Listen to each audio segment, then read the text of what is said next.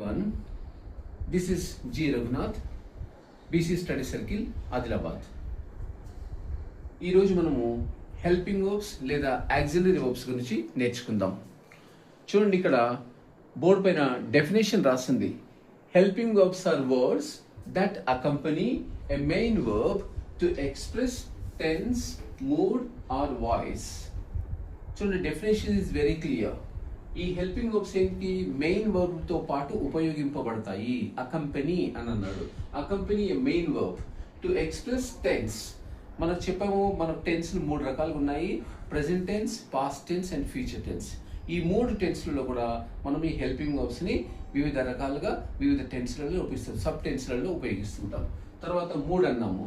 మనకు మూడ్లో ఉపయోగిస్తున్నాయి. అదొక విష్ కానివ్వండి, కమాండ్ కానివ్వండి, ఇంటరాగేటివ్ కానివ్వండి, ఇంపెరిటివ్ కానివ్వండి, వీటన్నిటి మనం మూడ్స్ అంటాం. ఈ సెంటెన్సెస్ చెప్పడానికి కూడా, ఈ మూడ్ని చెప్పడానికి కూడా మనం ఈ హెల్పింగ్ వర్బ్స్ని ఉపయోగిస్తుంటాము. తర్వాత మూడోది మనం వాయిస్ అన్నాము. యాక్టివ్ వాయిస్ మరియు ప్యాసివ్ వాయిస్ అని మనకు రెండు రకాల వాయిస్లు ఉన్నాయి. ఈ వాయిస్లో కూడా ఈ హెల్పింగ్ వర్బ్స్ని లేదా యాక్సిలరీస్ని మనం ఉపయోగిస్తుంటాము. Now let us see what are the helping verbs. So here are 11 helping verbs are written.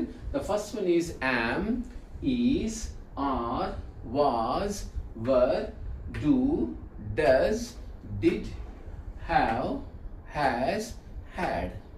ఈ 11 వర్డ్స్ని మనం హెల్పింగ్ వర్బ్స్ అని అంటాము. ఇవి వివిధ రకాల ప్రెజెంట్ టెన్స్లో కానీ, లేదా ప్రెజెంట్ టెన్స్లోని సబ్ టెన్స్లో కానీ, పాస్ట్ టెన్స్లో కానీ, వాజ్ వన్ అయితే, ఆ తర్వాత డూ, డస్, డిడ్ కానీ మనం వీటన్నిటిని మనం వివిధ రకాల టెన్స్, సబ్ టెన్స్లలో ఉపయోగిస్తుంటాము.